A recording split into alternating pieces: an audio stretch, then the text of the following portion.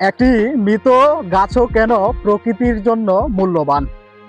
আমরা সাধারণত মনে করি একটি গাছ মারা গেলে তার আর কোনো মূল্য থাকে না, কিন্তু প্রকৃতির নিয়ম বলছে সম্পূর্ণ ভিন্ন কথা।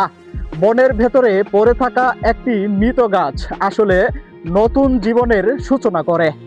সময় গড়ানোর সঙ্গে সঙ্গে সেই গাছের কাঠে ধীরে ধীরে পচতে শুরু হয়, আর তখনই সেখানে আশ্রয় নেয় অসংখ্য ছত্রাক, পোকামাকড়, শ্যামলা এবং অণুজীব। তারা মৃত কাঠকে ভেঙে মাটিতে ফিরিয়ে দেয় মূল্যবান পুষ্টি। এই পুষ্টি পরে নতুন গাছের খাদ্য হয়ে ওঠে।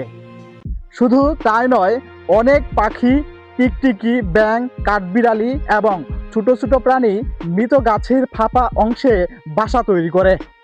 কারো জন্য এটি নিরাপদ আশ্রয়, আবার কারো জন্য খাদ্যের উৎসব। অর্থাৎ একটি মৃত গাছের জীবন শেষ হলেও তার অবদান শেষ হয় না। প্রকৃতিতে কিছুই অপ্রয়োজনীয় নয়। এখানে প্রতিটি জীব, প্রতিটি গাছ এবং প্রতিটি উপাদান একে অপরের সঙ্গে গভীরভাবে সংযুক্ত। তাই বন ব্যবস্থাপনায় অনেক দেশেই সব মৃত গাছ সরিয়ে ফেলা হয় না, কারণ বিজ্ঞানীরা জানেন এগুলো জীববৈচিত্র্য টিকিয়ে রাখতে গুরুত্বপূর্ণ ভূমিকা পালন করে। আমরা অনেক সময় শুধু জীবন্ত গাছের মূল্য বুঝি, কিন্তু প্রকৃতি শেখায় শেষ হয়ে যাওয়াও কখনো কখনো নতুন শুরুর ভিত্তি হতে পারে।